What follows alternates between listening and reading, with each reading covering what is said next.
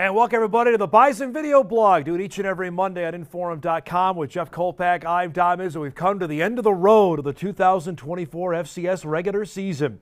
Believe that? Boy, that's a astute observation on your part. We are in the last regular season Bison game. are heading to Vermillion. First time since 2016, I want to say, the Bison played their final game in Vermillion. And boy, there is something on the line for this one as South Dakota waits. The Coyotes are ranked 4th in the country.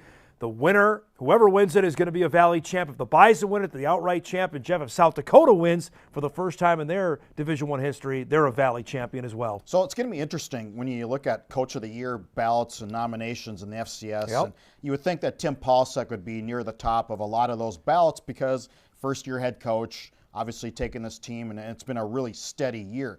However, Bob Nielsen lost a lot of players from last year. He lost a lot of his defensive marquee players. And what happens? They turn around and lead the FCS in scoring defense. And they do it, and they've done it with guys. It's not like they've gone into the portal and nabbed all these guys like University of Indiana or IU has done this year. But they have done it with guys who have been in the program. And you look at the leading tackler, Gary Bryant II, middle linebacker, came here out of Florida, backed up Mogensen, who was a really good player, and stuck with it. And now he's he's at 68 tackles, Dom.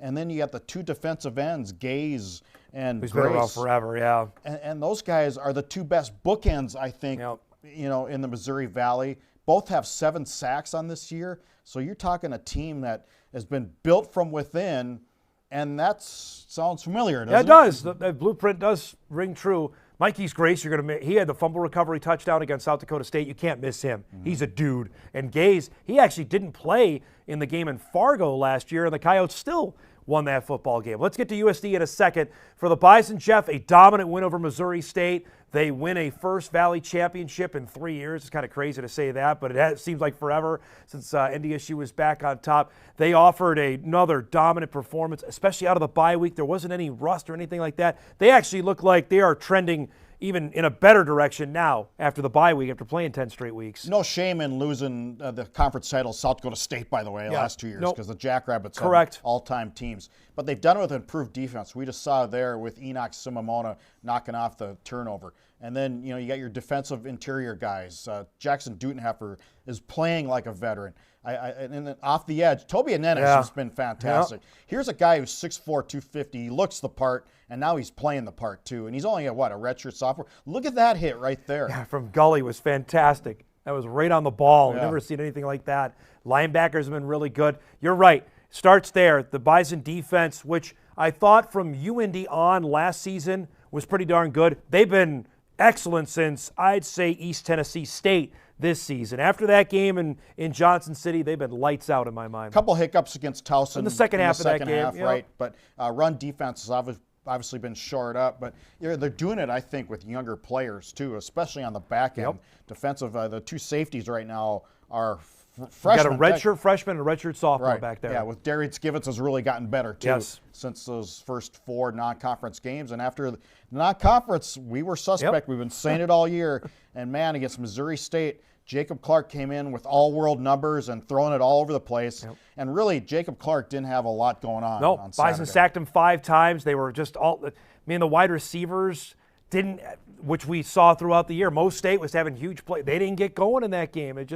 The Bison defense really thwarted that and got to them. Yep, and now what we saw, I think, was testimony to the Missouri Valley on Saturday. It's the Dakota schools, and now that UND's fallen off, so you got 3 of the 4, and then everybody else. It's such a clear separation between South Dakota State, South Dakota, and North Dakota State, and the rest of the league. Statistically, it's separation. In the standings, it's separation, and it feels like it's separated. You throw Montana State in there, and it's probably those 4 and everybody else, right? I mean, it would be hard-pressed for me to say right now as we get ready to do the bracket on Sunday, somebody outside of those 4 schools making it to Frisco. Would you agree with that? I'd agree. I think Davis has a shot at it, I think, but now that was a tough loss for them, losing by 2 at home to Montana State. I still think, they'll have to go on the road. I don't think they're good enough to win on the road deep in the playoffs, but I think it's those 4. in some We've combination. kind of known that this year, though. Right. This is not breaking South Dakota news. might be the one I'd say that was a surprise. I think we all thought Montana State, the Bison, the Jacks would be somehow in the mix. I needed to prove it from South Dakota. I thought they won 10 games last year. Everyone's going to remember, Jeff, I think the way it ended in Vermillion last year when the Bison went there. But they've somehow been better. And that's a credit to Bob Nielsen. It's a credit to recruiting as well, like you mentioned, that there was no drop-off this season. Aiden Bauman's been solid. I look at Charles Pierre, Travis Tice, those guys, they're going to be a load for the Bison defense to bring down on Saturday. Well, and that's, you look at the South Dakota running game. Yeah, Charles Pierre is the only back in the Valley over 100 yards per game. And he's sharing carries a lot of the time, with Travis Tice. But I think this game is going to come down to the other side of the ball. And that's with the Bison defensive line trying to get pressure on Aiden Bauman because Bauman he's a good player, and given time, he can pick you apart. But he's not the quick scrambler type guy who's going to run around the pocket for all day and try to buy time. And that's what happened in the playoffs last year. Yeah. NDSU collapsed the pocket. They got to Bauman, and we saw the result. Because I look at the first game, the Bison were just a hair away of getting to him, but they couldn't get there. He made the pass to Bell. He made another touchdown to Bell in the second quarter where they were just a hair away from getting to him. He couldn't, and he made him pay, and that certainly wasn't the case. And that's why I think I'm really interested, Jeff, for how the Bison, when we talk to him tomorrow, of how prevalent is that second game in their minds. Because that, I don't know if that was a true reflection of South Dakota. Great, the Bison just dominated the game. They got a punt return touchdown from Jaden Price. It was 21-3, and the game was over. Well, I don't think, Dom, to be honest, that last year really matters just because it's such a new team for South Dakota. And it's so long ago. It is. It's almost a full calendar year. Yeah, it's so long ago. I think that's almost irrelevant. Even if the teams played earlier this year, and if it's a playoff game, I almost think that's irrelevant too. Playoffs are different. And if you're hinging your motivation on what happened in last December, I think you're a little far from being ready to play. Coyotes have been impressive. One thing I'll say on this, they had the losses they had with Wisconsin, and they lost in overtime. 27-13 Wisconsin. That gives serve notice that, okay, if you could play defense against Big Ten teams, now you have something. Granted, Wisconsin fired its offensive coordinator yesterday, so the Badgers have scuffled there offensively. But and the loss was in overtime to South Dakota State. The one thing I'll throw in here, they lost a game to Portland State that was postponed and canceled because Portland State had whooping cough. So they have one less game on the schedule, and that will come into the conversation no matter what happens on Saturday night. If the Coyotes win, that might be heard against them. And if they lose, I'll be curious, if they have 3 losses, does that put them on Thanksgiving weekend? Yeah, that's debatable. I don't think they should be, but I think they have a good enough body of work. But then that Division II game against Northern State is sitting there, too, as a lack of a data point, if you will. I believe that's what we call it. So, you have those two factors. Makes it, for South Dakota to make a deep run in the playoffs this year, it almost makes it a must-win for them on Saturday. There's going to be a new turf down there. It's going to look different. They've invested, we've talked about this, more in football over the last 5 years. They want to make football a thing, and it's coming out on the field. The last 2 years have proven that. New practice field, a bit outdoor, but they have that indoor facility, obviously, to use it for practice whenever they need it. It's theirs. They own it. It's not the city. It's the schools. So they run the whole ship. And I think they have more plans to renovate it, too, on the docket. It's a 50-some-odd-year-old building. There's only so much you can do there. Last thing on USD.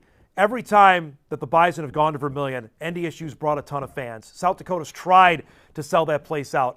Do you think that happens? I think the Bison are going to bring a ton of people again on Saturday. And again, it's the ideal time, Dom, for Bison fans to go down there. 1 o'clock kickoff. You can get up early Saturday, make the drive. Hopefully the weather will be fine. Sounds like there's going to be maybe some weather in midweek, but should be fine by this weekend. Right down I-29, 1 o'clock. You can be back in a reasonable time too. So it's really, if you want to go, the tickets are usually available for this game.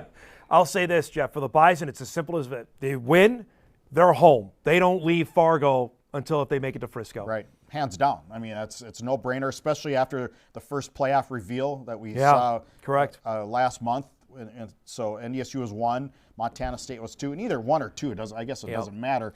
It's a matter of the bracket then after that. Correct, because now and that's remember, big though. It's big. Montana State's sitting there. Correct, and also they seed now, so you actually get a true 16 or a 15 seed in the second round. Last year, the Bison Montana State was a second-round game. There's no way that would happen anymore with this. So you actually get a true 16 seed, Jeff, if you're awarded with the number 1 seed. We've been waiting for how many years for this? Over a decade on that. We can't wait. Don't forget our bracketology show will be on Saturday night. We'll have that at inforum.com. Of course, we'll have the game for you on Saturday. As Jeff mentioned, it's at 1 o'clock. Bison Game Day will get us started. We're inside the dome, Kyle Emanuel, for Bison Game Day. Don't forget Inside that. joke. 10 a.m. on Saturday at WDAY. And then, of course, the Bison and USD.